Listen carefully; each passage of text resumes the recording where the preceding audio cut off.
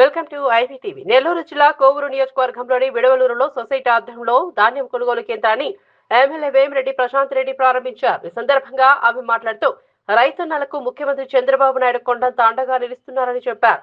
రైతులు తమ ధాన్యం విక్రయించేందుకు ఎలాంటి ఇబ్బందులు పడకుండా అన్ని ఏర్పాట్లు చేశామని, రైతులు ధాన్యం అమ్మిన 24 గంటల్లోనే వారి ఖాతాలో నగదు జమ అయ్యేలా ప్రభుత్వం చర్యలు తీసుకుంటుందని తెలిపారు. జిల్లా కలెక్టర్ చొరవతో తేమ శాతం నమోదు విషయంలో స్పష్టత తీసుకొస్తామని చెప్పారు.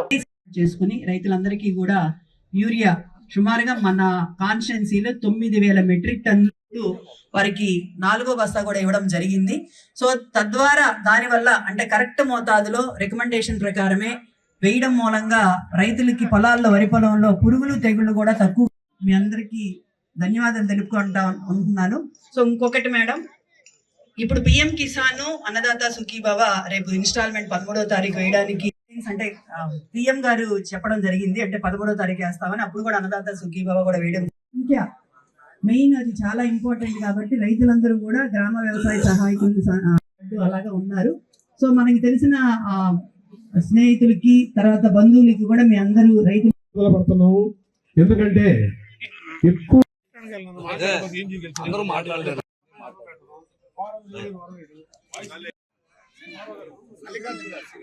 వీళ్ళకి జింక్ లోపం ఉన్నట్లయితే అది జింక్ అంతా ఓపెన్ చేసుకునే దానికి మనం ఇక్కడికి వచ్చాం.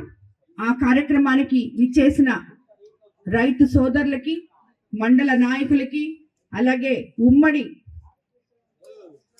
ఎన్డీఏ ప్రభుత్వం నాయకులకి, కార్యకర్తలకి అందరికీ కూడా ధన్యవాదాలు తెలుపుకుంటున్నాను.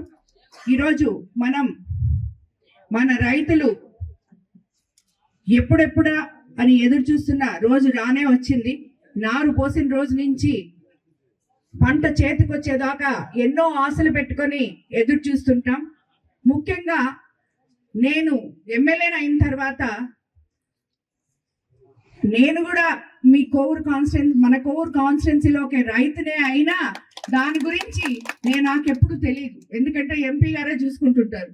కానీ నాకు ఇందాక చైతన్య చెప్పినట్టు రైతు సోదరుల గురించి ఒక అవగాహన తీసుకొచ్చిన మనిషి ఎవరన్నా ఉన్నారంటే అది మాతూరు సీనన్న.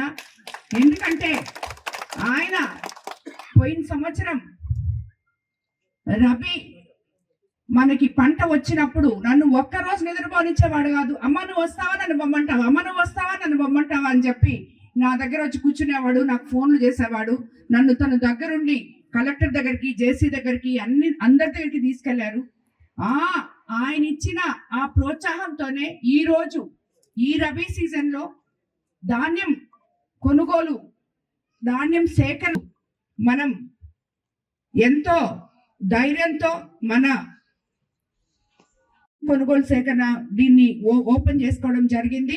రాబోయే ఈ నెల రోజులు రైతన్నలు సంతోషంగా వాళ్ళకి వచ్చిన పంటని అమ్ముకోవాలని చెప్పి కూడా నేను కోరుకుంటాను సకాలంలో. అదేవిధంగా గ్రేడ్ ఏ రకానికి క్వింటాల్కు 2,389, సాధారణ రకానికి 2,369 ధరను ఖరారు చేసి మన ముఖ్యమంత్రి చంద్రబాబు నాయుడు గారు రైతన్నకు కొండంత అండగా నిలవడం జరిగింది. మీకు అందరికీ తెలుసు, మన ప్రభుత్వం అధికారంలోకి వచ్చిన తర్వాత గత ప్రభుత్వ అస్తవ్యస్త వ్యవస్థని సరిదిద్దుకొని అన్నదాత సుఖీభవకి రైతులకి సకాలంలో డబ్బులేయడం జరిగింది. అలాగే అన్నిటికన్నా ముఖ్యంగా నీటి సంఘ అధ్యక్షుల్ని నియమించుకున్నాం మనం. వాళ్ళ ద్వారా రైతులకందరికీ ఎంతో మేలు జరిగిందని నేను అనుకుంటున్నాను. 1967 టోల్ ఫ్రీ నంబర్ తో కంట్రోల్ రూమ్ కి కాల్ చేయమని చెప్పారు. జాయింట్ కలెక్టర్ మరియు సివిల్ సప్లై అధికారులు ఎప్పటికప్పుడు పరిస్థితి సమీక్షిస్తుంటారు. అదేవిధంగా రైతులు పండించిన పంటను కళ్ళం వద్ద అమ్ముకునే సరికొత్త వ్యవస్థ తీసుకొచ్చింది కూడా మన కూటమి ప్రభుత్వమే అని చెప్పి మీకు అందరికీ నేను తెలియజేసుకుంటూ, ఈరోజు రైతన్నకు అండగా ఉన్న ప్రభుత్వం మన కూటమి ప్రభుత్వం అని, రైతన్నకు పెద్దన్నగా ఉన్న ముఖ్యమంత్రి మన చంద్రబాబు నాయుడు గారిని, ఇది రైతుల ప్రభుత్వం, పేదల ప్రభుత్వం. యూరియా సకాలంలో అందివ్వగలిగాం. దేవుడి దయ వల్ల అన్ని జలాశయాల్లో నీళ్లు నిండున్నాయి.